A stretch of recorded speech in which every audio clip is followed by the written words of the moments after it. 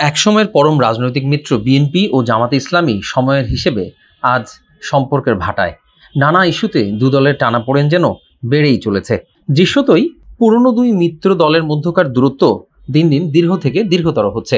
স্বাভাবিকভাবেই তাই অনেকের মনে প্রশ্ন উকি দিতে শুরু করেছে, দুঃসময়ের এই দুই রাজনৈতিক মিত্রের মধ্যে দূরত্ব, অবিশ্বাস ও আস্থাহীনতা দৃশ্যমান হলে কার আসলে লাভ আর কারই বা ক্ষতি? ইতোমধ্যে আগামী জাতীয় সংসদ নির্বাচন এককভাবে করার সিদ্ধান্তে পৌঁছেছে উভয় দলই। জামাতের সর্বোচ্চ নীতি নির্ধারণী বৈঠকে একথা স্পষ্টই জানিয়ে দিয়েছেন দলটির আমির ডক্টর শফিকুর রহমান। দেশের প্রধান রাজনৈতিক দল বিএনপিও তার নিজের মতো করে প্রস্তুতি নিচ্ছে সারা দেশের সব আসনে। প্রতিদিনই কোনো না কোনো এলাকায় কর্মসূচিতে ভার্চুয়ালি অংশ নিচ্ছেন দলটির শীর্ষ নেতা তারেক রহমান। তারাও এককভাবেই জাতীয় নির্বাচনের প্রস্তুতি নিচ্ছেন। উভয় দলের নির্ভরযোগ্য সূত্রে এসব তথ্য জানা গেছে। কিন্তু সমস্যা হলো, দু দলের নির্বাচনী প্রস্তুতির শুরুতেই হঠাৎ করে দূরত্বও বাড়তে শুরু করেছে। জানা গেছে, নির্বাচনের প্রস্তুতির অংশ হিসেবে জামাত ইসলামের আমির ও সেক্রেটারি জেনারেল দুজনই টানা 6 মাসের ম্যারাথন প্রোগ্রাম নিয়ে মাঠে নেমেছেন। সারা দেশে পৃথকভাবে মাঠ চষে বেড়াচ্ছেন উভয় দলের অপরাপর নেতারাও। দেশের প্রধান রাজনৈতিক দল হিসেবে বিএনপি চায় নির্বাচন সংশ্লিষ্ট প্রয়োজনীয় সংস্কারগুলো শেষ করে দ্রুত জাতীয় নির্বাচন।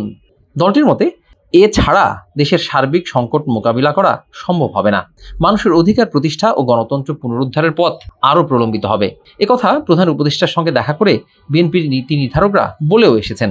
অন্যদিকে জামাতে ইসলামী চায় সংস্কার শেষ করে ধীরে সুস্থে একটা জাতীয় নির্বাচন।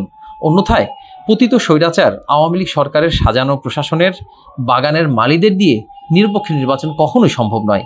এই ইস্যুতে তারা আরেকটু বেশি সময় দিতে চায় অন্তর্বর্তী সরকারকে। দলটির পক্ষ থেকে অন্তর্বর্তী সরকারকে এই বার্তা দিয়ে এসেছেন আমিরে জামাত নিজেই। এমন বাস্তবতায় বিএনপি ও জামাতে ইসলামের ক্রমবর্ধমান দূরত্ব দিন দিন যেন প্রকটতর হচ্ছে। এতে দুই মেরুতে চলে যাচ্ছে দুটি দল। এর ফলে রাজনৈতিক মিত্র দুটির কার কত ক্ষতি কিংবা কার কত লাভ হবে সেই হিসেব মেলাতে পারছেন না সংশ্লিষ্ট কেউই। এছাড়া দু দলের শীর্ষ নেতাদের মধ্যে মুক্তিযুদ্ধের ভূমিকা, সংস্কার ও নির্বাচন, ভারতের সঙ্গে সম্পর্ক, প্রশাসন ও পুলিশে দলীয় অনুগত লোকদের নিয়োগ প্রদান সহ বেশ কিছু বিষয় নিয়ে বাকযুদ্ধ চলছে। এরই পরিপ্রেক্ষিতে দল দুটির বিপরীত মেরুতে মুখোমুখি অবস্থান দেখতে পাচ্ছেন রাজনৈতিক বিশেষজ্ঞরাও। একটু পেছনে ফিরে তাকালে দেখা যাবে, স্বৈরাচার এরশাদ পতন আন্দোলনে বিএনপি ও জামাতে ইসলামী ছিল একাট্টা। বিএনপির নেতৃত্বে 7 দলীয় জোটে জামাতে ইসলামী না থাকলেও দুই দল ছিল সমমনা। 91 জাতীয় সংসদ নির্বাচনে বিএনপি জয়লাভ করে। বিএনপি সরকার গঠনের পর এক পর্যায়ে তত্ত্বাবধায়ক সরকার ইস্যুতে জামাত কৌশলগত নির্বাচনে জোট করে আওয়ামী লীগের সঙ্গে। এই নির্বাচনী জোটে বাংলাদেশের ওয়ার্কার্স পার্টি এবং জাসদ ইনুও ছিল। এই জোটের নির্বাচনী কৌশলে 96 নির্বাচনে আওয়ামী লীগ জয়লাভ করে। বলা হয়, 96 নির্বাচনে আওয়ামী লীগের জয়লাভই 2009 থেকে 2024 পর্যন্ত আওয়ামী লীগের টানা ক্ষমতায় থাকার ভিত রচনা করে।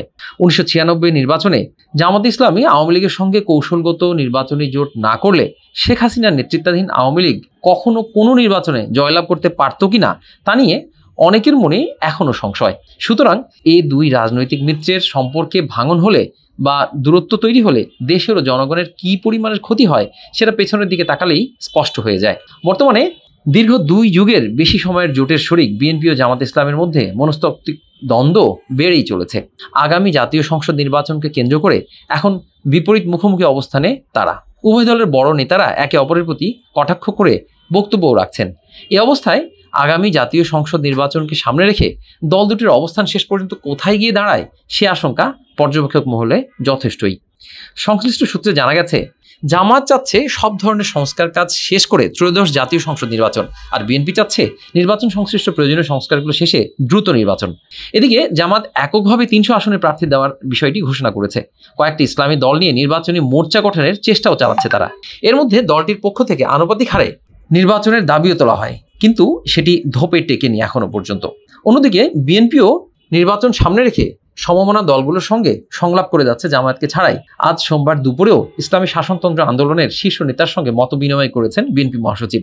এই প্রসঙ্গে বিএনপি নেতারা বলছেন, জামাত আমাদের একসময়ের মিত্র। আমাদের জোট বিলুপ্ত হওয়ার পর তারা অনেক আন্দোলন সংগ্রামেই ছিল না। বিএনপি একাই লড়াই করেছে। তখন গত 16টি বছর ধরে বিএনপি একাই লড়াই করেছে বলতে গেলে।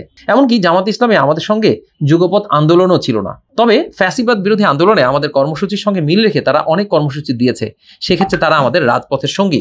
কেন বিএনপি দ্রুত জাতীয় নির্বাচন চাচ্ছে এ প্রসঙ্গে বিএনপি মহাসচিব মির্জা ফখরুল ইসলাম আলমগীর অবশ্য বলেছেন, আমরা আমাদের অভিজ্ঞতা থেকে দেখেছি নির্বাচন যদি দ্রুত না হয়, যদি সময়ক্ষেপণ করা হয়, তাহলে অন্য শক্তিগুলো মাথা চাড়া দিয়ে উঠতে থাকে।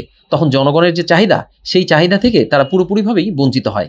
এদিকে জামাত ইসলামের সেক্রেটারি জেনারেল মিয়া গোলাম পরোয়ার বলেছেন, দলগত কোনো সম্পর্কের দূরত্ব তৈরি হচ্ছে অথবা আমাদের মধ্যে কোনো গ্যাপ তৈরি হচ্ছে, বিষয়টা এমন না। একটা দল ভার্সেস দল এভাবে আমরা দেখি না। গণতান্ত্রিক দেশে মানুষের নিজ নিজ মত প্রকাশের অধিকার আছে। একই সঙ্গে কোনো নেতা যদি বক্তব্য দেন, সেটা তার দলের মতামত না, সেটা ব্যক্তির নিজের বক্তব্য। এটা জনগণই নির্ধারণ করবে আসলে।